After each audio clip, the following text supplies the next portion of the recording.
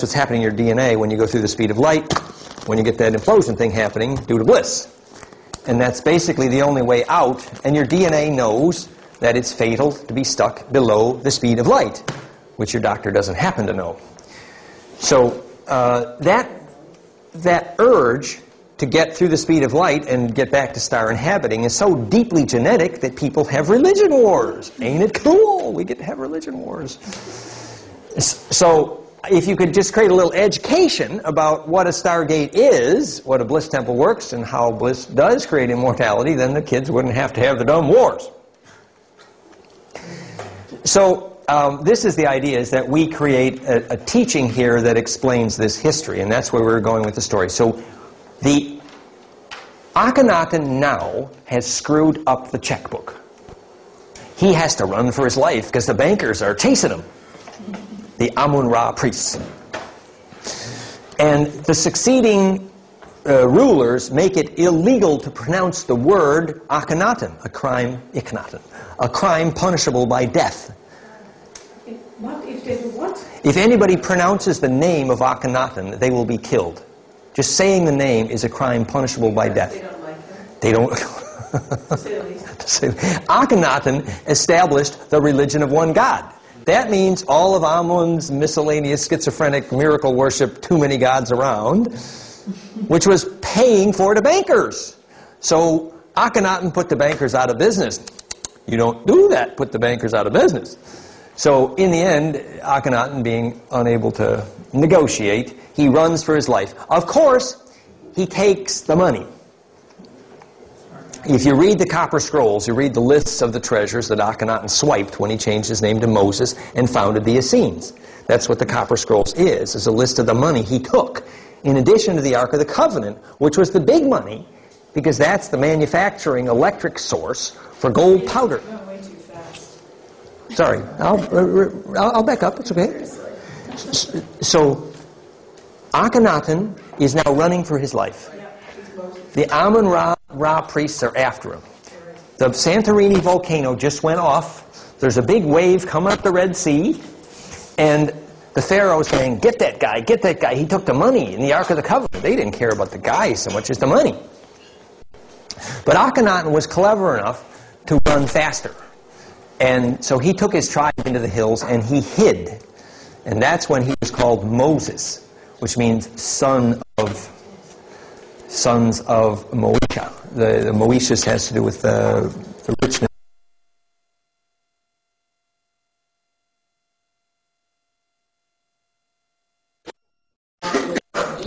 That's another book. The book is called Copper Scrolls. And that book also is a complete academic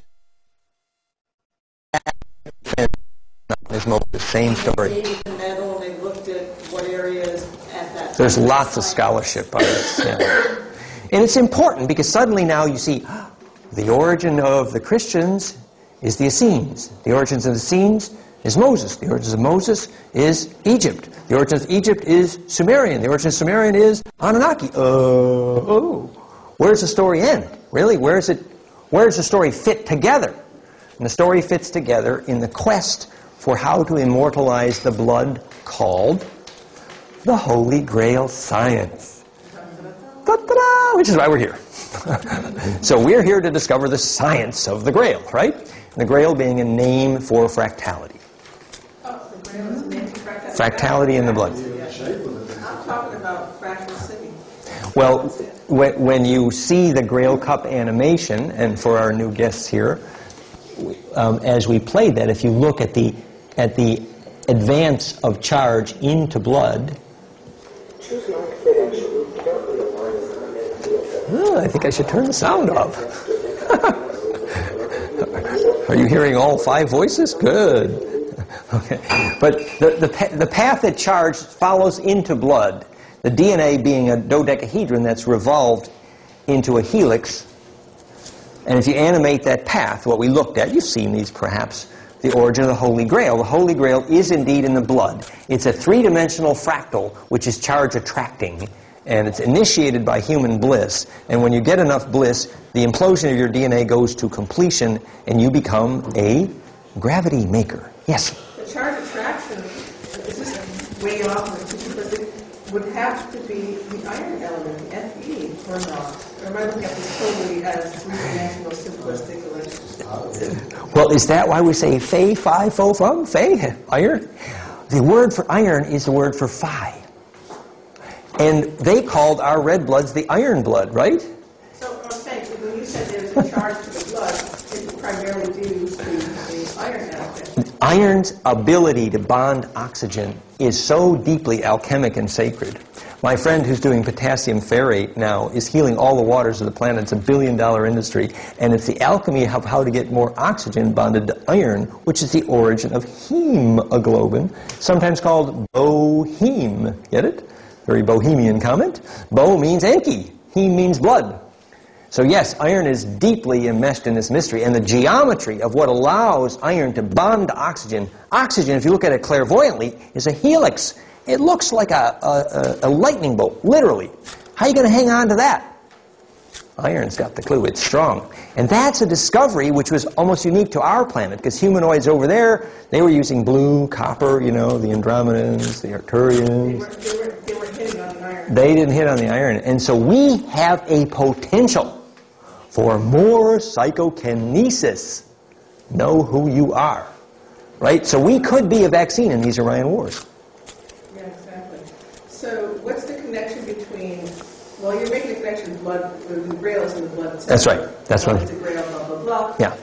Why is it often in very romantic descriptions, portrayals of grails on covers of books and so forth and stories, you often have the grail being served by or a woman, and a woman is, because of the menstruation process, has much to do more with the overt blood concept than a male. I mean, what's the connection? Can we make a connection more with The egg is far more fractal than the seed, as we well know. And so the ability to contain ensoulment in a bloodline in the Asa Uruk tradition was totally female-dominated. Actually, a man like me can experience more kundalini, but more separateness. So I am at much greater risk to my own immortality. Whereas a woman is closer to her own fractality, so it's much less likely that she will lose her soul, actually, her long-term memory.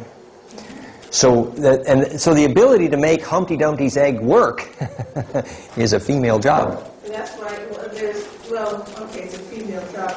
And that's why, like in Hebrew tradition, I think still today, in the ancient days on the planet, lineage was passed down to the female. It was your Of course. Not as opposed to the queen now. All the indigenous tribes, absolutely. And that's good biophysics. As we know, as you track Eve in Africa, from the fractality of the mitochondria. And basically, it's a feminine track.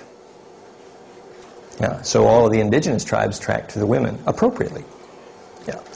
So, again, in our story, we want to then bring this skill set. Let's call this a skill set. The fundamental issue is, how did the skill set of igniting blood pass through history? Let's say that's our question, right?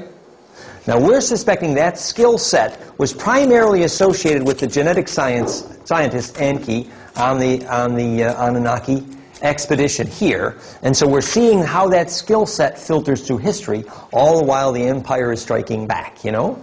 And really, the priests killed the Druids, and the priests killed the Templars, and the priests killed the Cathars, and the priests killed Tut, and the priests killed, and the priests killed. It gets a little boring after a while. But what we actually we needed that resistance.